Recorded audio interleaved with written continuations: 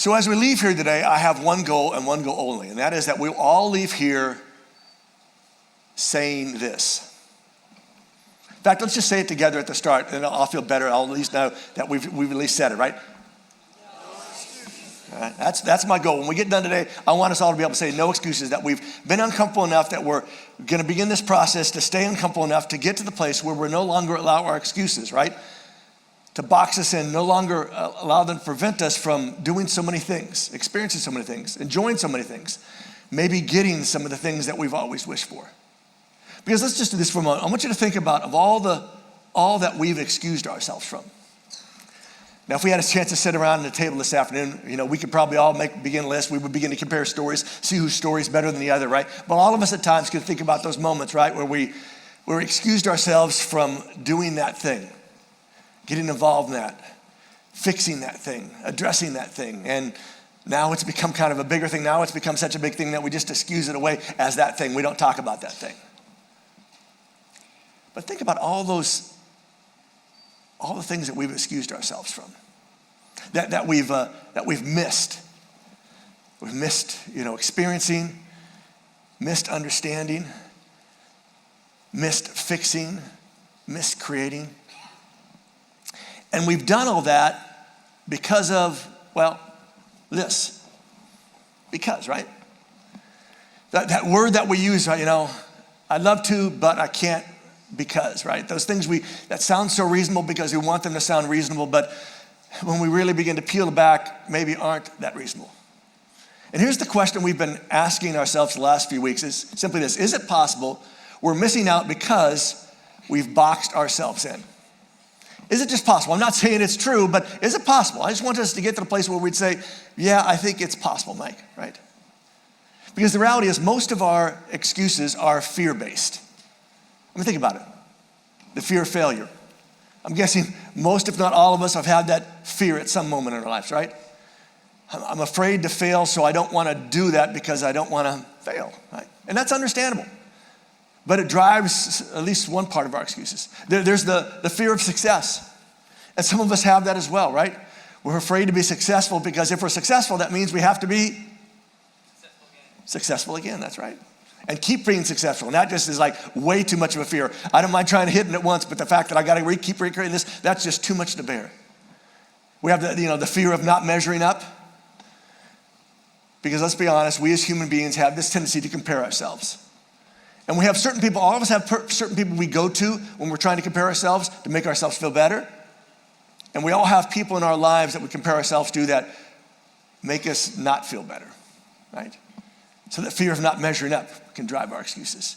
The fear of looking bad, because nobody wants to look bad, right? And on top of looking bad, nobody wants to feel bad, right? And that's another one. I don't want to feel bad, so I have my excuses so I don't have to feel into those things. We're afraid of embarrassment, right? For some of us, it's nothing worse than being embarrassed, especially being embarrassed in public, right? Where other people know, where other people maybe begin to remind us of that moment, right? Maybe we got a nickname when we were a kid because of one of those embarrassing moments, right? And it stuck with us for all those years, and we don't want to ever feel that again. And so our excuses are, I'm going to stay away from that embarrassment. Or maybe it's the fear of not appearing in control. We want to appear like we're in control, and so we're afraid of being put in. So will you do anything to not lose that persona, that view we have? One I think we've all experienced, getting caught, found out, or exposed, right? If we're kind of afraid we're going to do that, we throw up an excuse, and we have an explanation, we have a because. I mean, think about it. We tell ourselves certain things, right? We tell ourselves we're insecure. That's what drives this, right? The reason I come up with these excuses is I'm insecure. Or here's one I love. We're an introvert or an extrovert, right? I'm an introvert, so I don't really go out and do stuff with people, so I just want to stay home. So that's my excuse, right? Or I'm an extrovert. That's why I say stupid stuff in front of people, right? Because I can't help it. I'm just an extrovert, right? All those things we hide behind. We tell ourselves we don't have self-confidence. That's why I don't want to tackle that. That's why I don't want to address it. That's why I don't want to go face that. I don't have the willpower, right? I don't have that, gift, that ability that other people seem to have and have it so well. Or we go to kind of the classic list. We don't have time, because who has the time, right? I mean, this one seems realistic. We don't have the resources, because if I really wanted to do this right, I'd have to have more resources, and I really want to do it right. If I'm going to do it, I'm going to do it right. So there's my excuse. And it's because I don't have the resources, I can't do it right, so I can't do it right. I don't have the energy, because who has the energy after a long day at work or a long week at work? Who has the energy to put in? We tell ourselves we don't have the patience. I'm not a patient person. I don't have the ability to hold on to that. Those are the things we tell ourselves to feel better about the excuses that have boxed us in. Now, the reality is sometimes we don't know where it comes from. We can't necessarily put our finger on this is the reason behind that excuse. But as we've discovered the last couple of weeks, sometimes we're just lying to ourselves. In the process, we've allowed excuses to convince us and to control us. And again, some of you have stories about, if we're open and honest about those moments when our excuses have convinced us to do something and it simply become controlling us because they become the default pattern of our lives. We can't, we won't, we wished we could, we want to, but, right? All those things that come out of our mouths in those moments. And at the bottom of it all is this: we miss out. We miss out. And sometimes we're not aware of missing out, and sometimes we're aware of it, and it feels bad, but we don't know what to do about it. But not only do we miss out, others around us miss out. Our families miss out, our kids miss out, our friends miss out. And even God misses out. Now, if you're not a kind of a religious God person this morning, that's great. I'm glad you're here. But we are in a space like this where we talk about God, where we believe in God, and so we kind of talk about those things. But if there is a God, and I want you to, if there is a God, and he's a personal God in the sense that he knows your name, he knows your whole story of your life, he knows the things you like, the things you don't like, he knows all those screw ups and mess ups that we all have, right? If he knows all that stuff about you, if there is a personal God out there, it would seem to be reasonable that that personal God has a personal plan for people's lives. A hope, if you will, for people's lives. That if the biblical account of how it all happened, that God created in the very beginning, right? In the beginning, God created is how the Bible starts. God is behind all this, that God created, that he made these things. It seems reasonable that if that's true, then even us are part of that plan that he made for a reason and a purpose. In fact, a guy named Paul, who starts off as a guy named Saul, who starts out as a devoutly committed Jewish person. He's part of the Pharisee party, the really devout people, the people that took their faith seriously. And he took his faith so seriously that he was willing to go out, hunt down, arrest, and bring back, and even try to get killed Christians, because they're messing up. They're trying to take this whole faith thing. They're in a whole different direction. They're impacting, the Jewish faith. We don't like that. He starts off as Saul, the guy who goes out, but he has this amazing story, an incredible change of life, experience that changes the whole course and direction of his life. And he goes from being the most, dangerous person to Christianity to maybe the most well-known Christian ever. Because he wrote the majority of this thing we call the New Testament part of our Bible. And Paul writes in a letter to a group of Christians living in Ephesus, which was a really key city back 2,000 years ago. He wrote some stuff about this whole idea of missing out and the opportunities we have to not miss out, and what God has tried to do or is doing in our lives. I want to pick it up in Ephesians chapter 2, verse 1. He says, listen, in the past, you were spiritually dead. You were spiritually dead, and here's the reason: because of your sins and transgressions, because of the the stuff that was in your life, the stuff that you did with your life, the failures of those pieces, the excuses you threw up, you were spiritually dead. In fact, he goes on and says, listen, yes, in the past you lived, you walked the way the world lives, according to the ways of this world. All of us at some point lived like everybody else lived, because that makes sense. We're living in this world, we're living in this culture, this society. We would tend to do the same things other people do. In fact, he goes on and says, in the past, all of us lived like them, given into the cravings of our sinful nature and flesh. And we all know what that's like, right? Those moments when you say, I know I shouldn't, but, I know I shouldn't have dessert or a second piece of cake or another milkshake because I really like milkshakes, right? It's those moments where we just kind of give into it because why not enjoy my life? I only get one life, why not enjoy my life, right? But not only have we given to this sinful nature and doing all the things our bodies, our flesh and minds wanted, that without sort of a control on it, we just kind of do the stuff we want to do, and lots of people do that kind of stuff because, again, what's the purpose of life? To enjoy life is what we tell ourselves. But Paul is writing to a group of followers of Jesus, people who have had an experience with Jesus and have understood why Jesus came. And while it was to not only die for our sins, it was also to lay out a better way of living. Because what he writes just a few sentences later is this. He says, but God is rich in mercy. Mercy means not getting what we deserve. God's rich in not giving us what we deserve. And he loved us not just a lot, but he loved us very much. In fact, so much that he sends his son to die in our place, right? And though we were spiritually dead because of the things we did against God, oh, by the way, he gave us new life with Christ, new life with Jesus. That in spite of how, into ourselves, boxed into ourselves we were, that didn't stop God from caring about us and offering us his mercy. And he sent it through Jesus. He goes on and writes this sort of famous statement that if you've been around a place like this, you have heard at some point, right? For you have been saved by grace, through believing, through faith, through trust, right? That we're saved not because of something we've done, but because of what Jesus done, and by our belief, our trust that what is that story is true, that's saved us.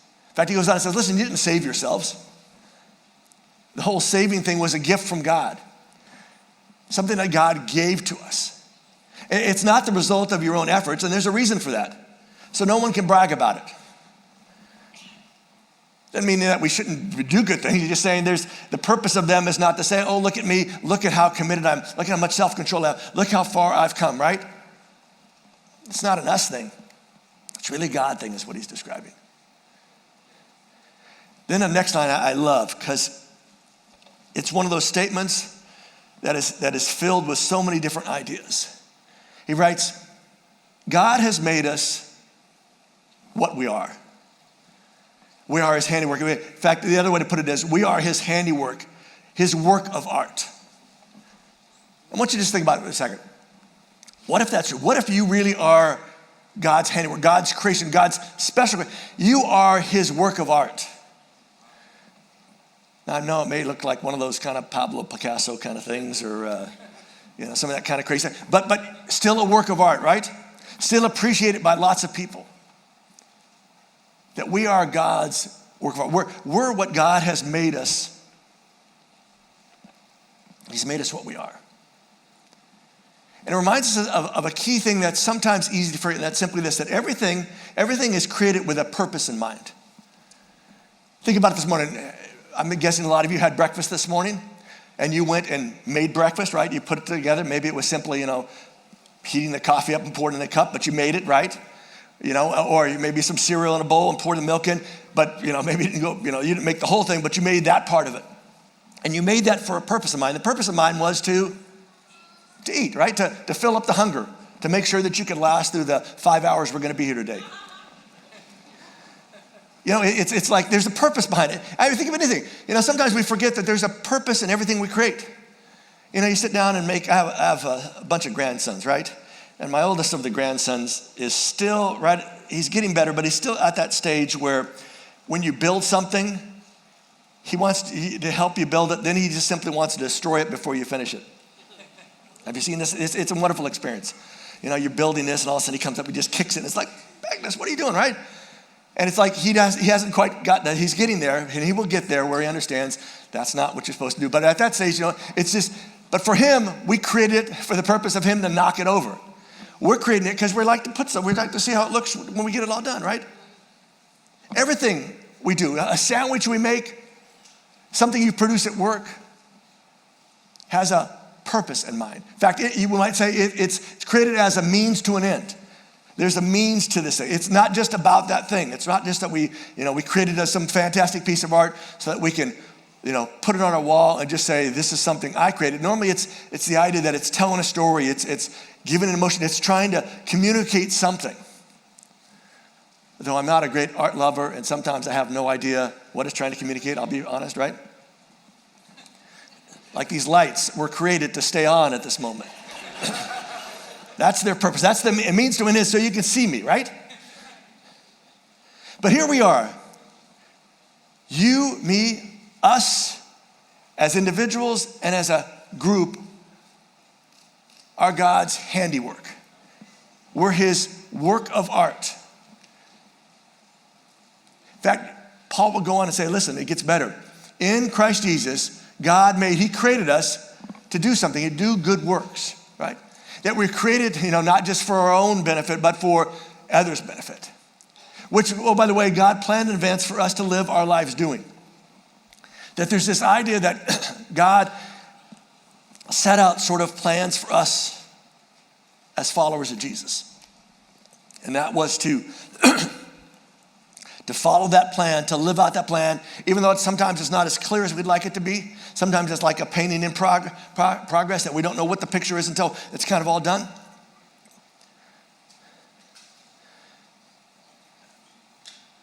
But we were created to do something for an end in mind, for a purpose in mind.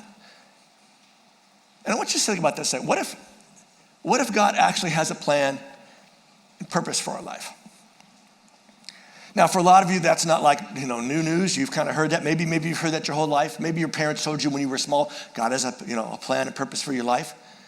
And if you did, you're fortunate, right? Because that is true. Even those of you that kind of aren't really sure about God, or you're kind of just starting to figure this God thing out, God has a plan and purpose for your life as well. Because God created us. And again, nothing gets created without a purpose for it. And our purpose, at least those of us who become followers of Jesus, Paul says, is to live this life of doing good stuff. Always a good thing to do a good thing, right? So what if that's really true? What would that mean if we really believe that and actually begin to live out that idea? See, what if we're missing it or part of it because we're excusing our way out of it? What if that plan can't really fully function as long as we're kind of excusing our way out of it? In fact, let me ask you a little more uncomfortable question. What if excuses are a subtle way of resisting God's purpose for our life? Which I don't know about you, makes me even more uncomfortable, right? Because then it's about, I'm kind of subtly doing something that maybe I'm not even aware of, that I'm sort of sabotaging this whole thing.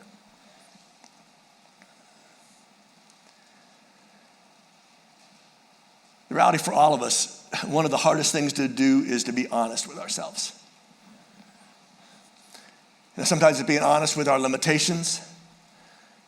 Sometimes it's being honest about, our potential or opportunities. Sometimes it's being honest about where we find ourselves in life and where we thought we were going to find ourselves in life, and deciding, I got to make some adjustments because I'm not as far along as I thought I was going to be.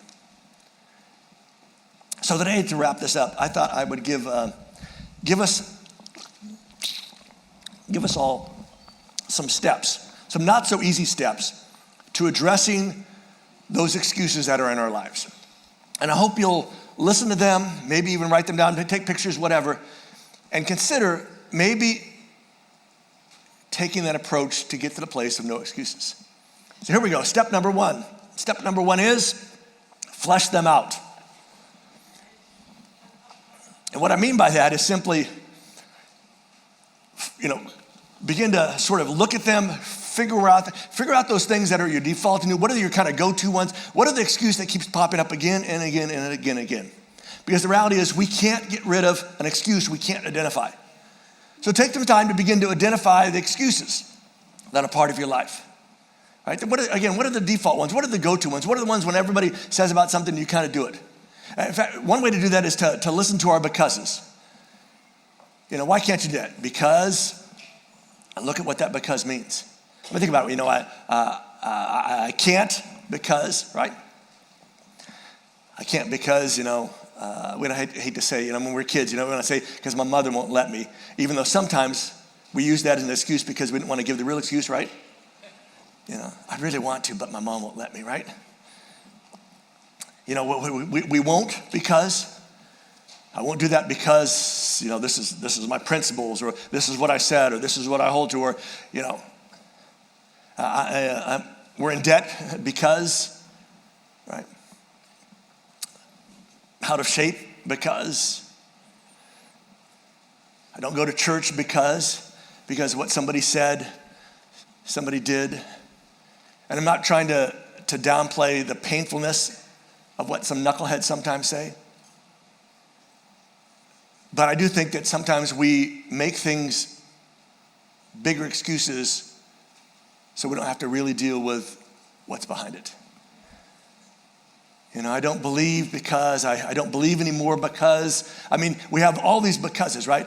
And the best thing to do is begin to look at those becauses and start a list. Begin to write down. When you discover what's your go-to, what's your default, what's the regular things that keep popping up regularly, begin to make a list because it helps identify them.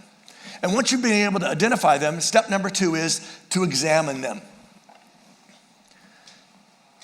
This is maybe as hard as that first step. First step is hard. But hard should never be a reason not to do something, right? It's hard to be able to take an honest look at ourselves and begin to identify those things that we've used so often, they seem like they're just a part of us. Examine them. Why do we immediately default to that because? What's the story behind that? Why do we use that excuse, right? Why do we use that excuse whenever that comes up? And every time that comes up, it seems like, maybe somebody else in your life has said, every time that comes up, you always do this. You always change this discussion. Why is that, right? Well, why do we use that excuse when our past comes up? Because it's uncomfortable. I understand, right? There's our answer, right? There's our because. But why is it uncomfortable? Maybe we need to rethink how we think about our past. Because our past is part of our story. And what if it's an important part of our story? That sometimes when we downplay it and push it away, right? I don't want to talk about it, don't want to think about it. Maybe we miss out, for those of us that are followers of Jesus, those of us that are religious folks, we miss out on maybe what God's been doing. And how it's really a story of hope and change and redemption. Why do we use that excuse, when that relationship comes up? Why do we use that excuse whenever that comes up, right? We all got a that, right? And that pops up and it's like, no, I can't, I don't. I wish I could, but really can't at this moment. And here's why. When part of our past comes up or when their name comes up. Because a lot of us have names that pop up and it's like, oh no, I hadn't thought about that name in years and I don't want to think about that name right now. What's the excuse to kind of get through that? Or the excuse we use when those people come up, because again, we all got those people, right? Those people that we don't really want to talk about and we have kind of this thing on and we have a because of why we don't like them, why they don't like us. Or when that question comes up. Need to examine our excuses. In fact, there's a couple of questions that are worth asking as we begin to examine them. And the two are this. What are we afraid of? Because typically, again, remember, fear drives our excuses. Now you may be saying, Mike, I'm not afraid of anything. Just knock it off. Everybody's afraid of something, right? In fact, oftentimes when we make those proclamations, I'm not afraid of anything, there's something that you really are afraid of, right? But what is it that I'm afraid of? Why am I covering this up? Why am I excusing this down so that I don't have to face it? What is it that I'm afraid of that might get found out or that I already recognize that I don't want to go to? Maybe Who are we afraid of? Our who could be, a parent that we don't want to let down. And so we, come up with some excuse so that we don't look bad in their eyes. Or there's a parent that, we can never please, and so I don't want to give them any more ammunition to not please them. Maybe it's somebody important in your life that you don't want to feel like you let them down. Who are we afraid of? Another question to ask is, are we just being lazy? Now I want you to notice I didn't say, are you lazy? But are we being lazy, right? Are we just being lazy? Because there's some moments, let's be honest, our excuses are just because I want to be lazy at this moment. Are we just being selfish? And again, I didn't say, are we selfish? Because the reality is we are all selfish, right? But are we making that choice? Because these are all choices. Are we just being insecure? Not that we are insecure, but we're just being it. Because all of these are choices that we make. In those moments, and again, we have these defaults that we go right away to our excuses that sort of, again, give us rationalization, give us justification, seem reasonable of why we can't do that or why we don't want to do it right now. Maybe the hardest of the questions is this. Is it an honest or made up reason? This is where you got to be honest with yourself. Because let's be honest, there are some good reasons, right? Maybe you really did, you have this injury and you can't go do that right now. Maybe there are limitations that you can't exceed. Maybe there's some stuff that really is, you can't do it right now, can't afford to do it, can't figure out a time to do it. And maybe at that moment is honest, but need to figure out if it's made up or an honest one. Step number 3, we need to face them. Once we kind of, figure them out, once we kind of figure out what's behind them, we need just to face them and tell them this. That's not a reason, that's an excuse. To kind of self-check ourselves on these pieces. When those words come out of our mouths, maybe even stop and say, you know what? I'm sorry, that's not a reason, that's really an excuse. Let me tell you the real thing, or let me just kind of deal with it for a second, then let's kind of get back to the discussion. The truth is, if we built the box, we can tear it down, right? That ought to be the good news, that these boxes that we've created, since we've created them, we can have the ability to tear them down. Because what if we're not a victim or a hostage to them? What if we have a choice? And the reality is we always have a choice. It may not be great choices, I'll be fair, right? But we always have a choice. Step number 4, we need to answer them. We need to answer them by sort of exposing them and beginning to take control of them. Here's some questions that have been helpful. What do we lose if we continue to excuse? What's at risk if I continue to make these excuses, if I continue to disengage, if I continue to have, I don't really want to do that because I'm an introvert, so I can't go out and see anybody. And we begin to create things. What are we losing if we continue to excuse? Well, maybe another way to ask, what's it costing us, right? What's it costing us on a very personal level? Maybe a career level, a social level. What's it costing us? And what do we give up, miss out on by continuing it? Similar questions, just asking to try to get us to this place where we begin to see the value of addressing these pieces. I mean, think about it. Whose respect do we lose? Because the reality is, for those of us that have like kind of consistent excuses that we don't engage in stuff, don't do certain stuff, there are some people that have experienced that, have watched that, and have lost respect for us on that.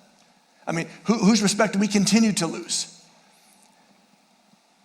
Maybe it's our spouses. Maybe it's our kids. Maybe it's our parents. Maybe it's the people that we think are good friends but are now like,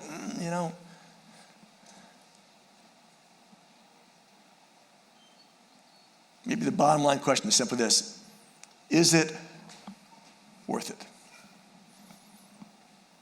Is that excuse, that thing that I've just thrown up to kind of prevent me from having to feel something, experience something, go to some place of fear, is it worth it?